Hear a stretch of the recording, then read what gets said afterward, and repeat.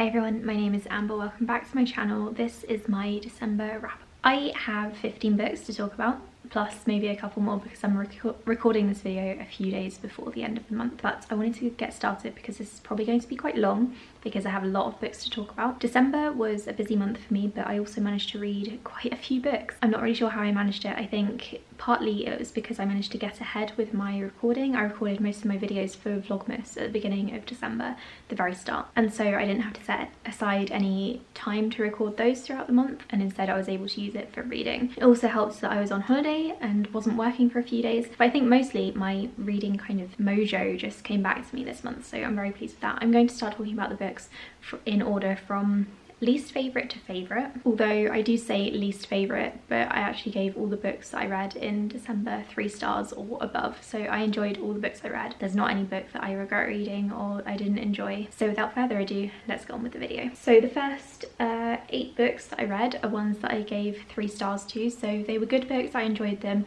but they weren't anything amazing in my opinion. The first one is One Day in December, and that is one that I started reading as part of my buddy reading project. I read 4 books for this project and this was the first one. So this one is about a woman whose name I can't remember. I read too many books this month to remember random characters' names. And she sees a guy at the bus stop when she is on the bus, and they have like this instant chemistry connection. And then she spends a few months looking for him, and then a few months later it turns out that her best friend is now dating him. Her best friend found this guy before she did. And it turns into this like years-long saga about how she kind of has feelings for this guy that she didn't actually like meet, by the way, while her friend is engaged to him. And then she meets another guy, they get married, and then still in the background she has feelings for this bus stop guy.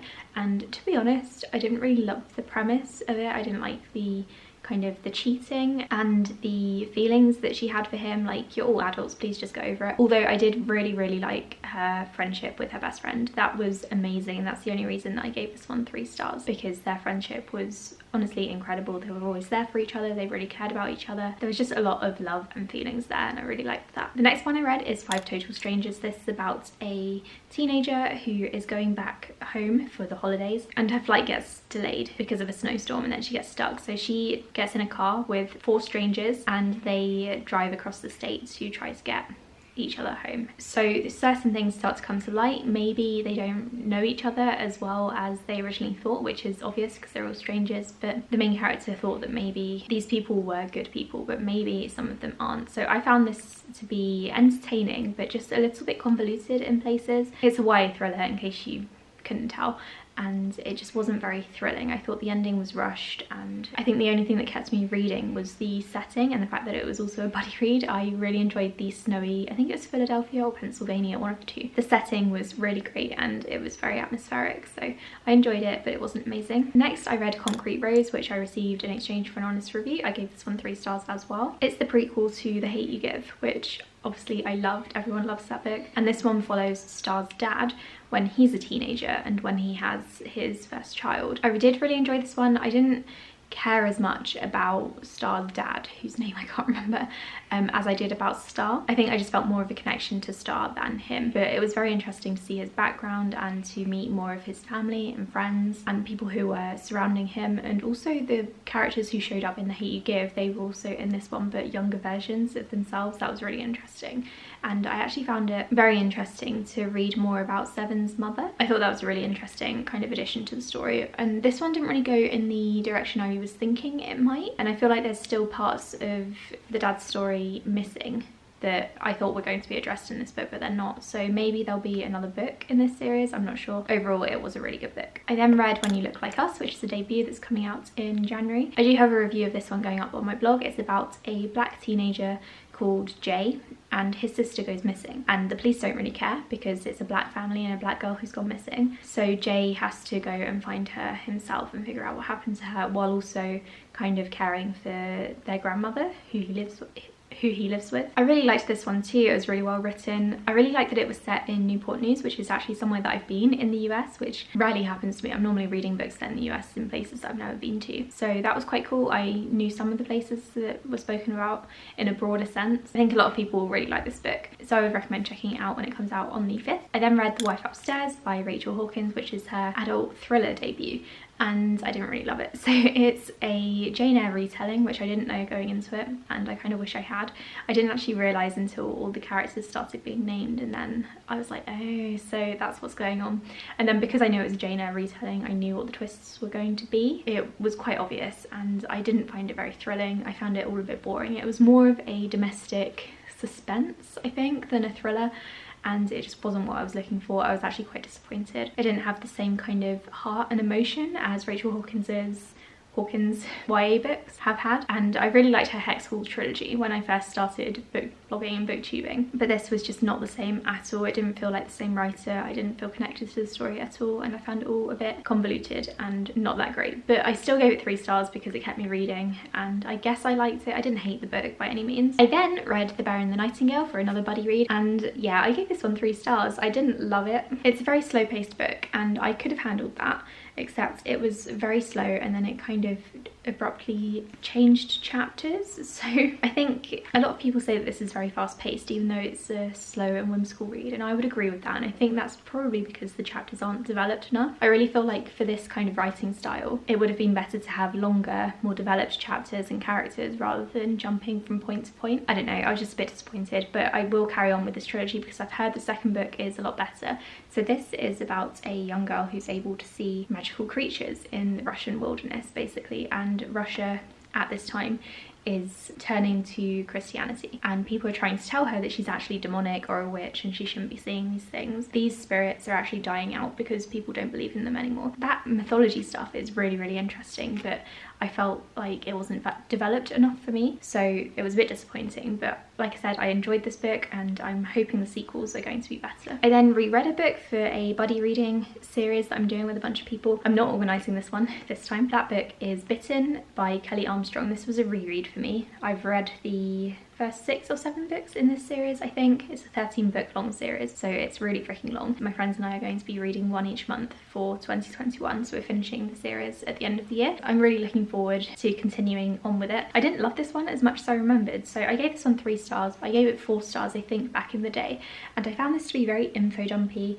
Elena just kept lecturing me on the history of werewolves and the pack and all these different things. It just wasn't as fast-paced as I remember, and I hope that the second book, which also follows Elena, is a bit more fast-paced now that we know more about the werewolves and things. But I think my issue was because this was more of a refresher and a reread than me discovering the world for the first time. I didn't need all of this information, and she just kept going on and on about the history of the pack and things, and it was just a bit much for me. It did not need to be this long. So I gave this one 3 stars. I'm looking forward to continuing on with the series and reading about some of my favourite characters again. My last 3-star read is This Time Next Year, which I actually just finished as I'm recording this. It was okay. So this was my last buddy read of the month. It was just alright. This is another adult rom-com.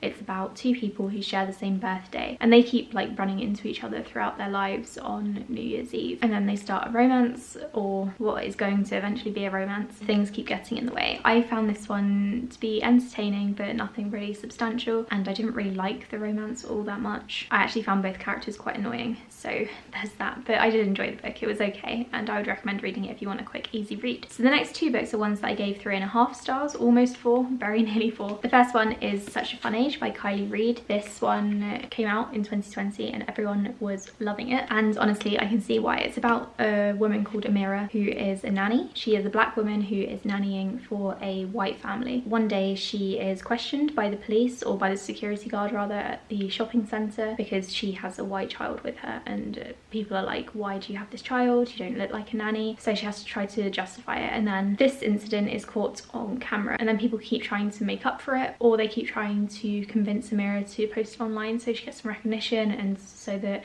the shopping centre gets boycotted and all sorts. So it definitely has major themes of performative activism, and it discusses a lot in this book, particularly because the main character Amira has a lot of relationships with white people. So there's a lot to unpack there and a lot to discuss, and I found it very, very interesting. I found it very entertaining as well. This is actually quite a funny book in some places, even though it tackles important topics. I think I would have rated it higher if I had listened to it solely as an audiobook, because the audiobook narrator was fantastic, but I just couldn't listen to an audiobook without running, and I don't want to run at the moment because it's cold outside.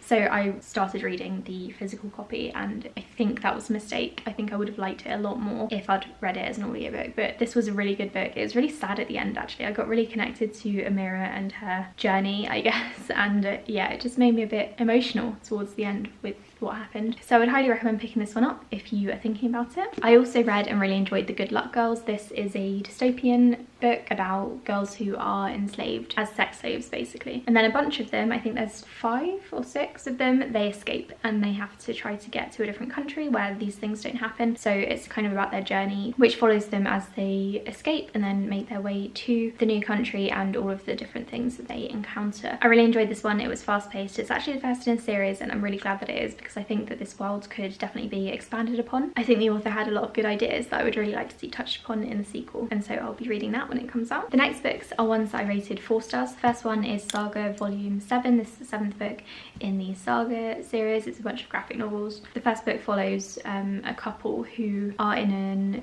interspecies relationship, and they have a child, and both of these different species are actually at war with one another, and so they hate the people who are in the relationship now and they hate the child, so everyone is coming after these 3 people. And so the family has to escape across the galaxy, try to get away from people who want to kill them, and also try to build a life for themselves. This volume was really good. I gave it 4 stars. The series as a whole does have a lot of trigger warnings. This one in particular, one that stood out to me was miscarriage, so be aware of that if you want to go into this series. The next one I read was The Cousins by Karen M. McManus. I've done a whole review of this one, so I'm not going to really talk about it here, but this is a YA thriller about 3 cousins who go to their family island. Yes, they have an island. They've been contacted by their estranged grandmother, who hasn't spoken to them ever in their lives before, and for some reason she's decided to do so now. So they go over there and they're wondering why she is now suddenly contacting them, and then she also acts really weirdly while they're over there, so something weird is going on with this family. I read Words of Radiance Part 1. I'm still in the middle of Part 2, but I'm hoping to finish it in the next couple of days, because I'm recording this on the 29th of December,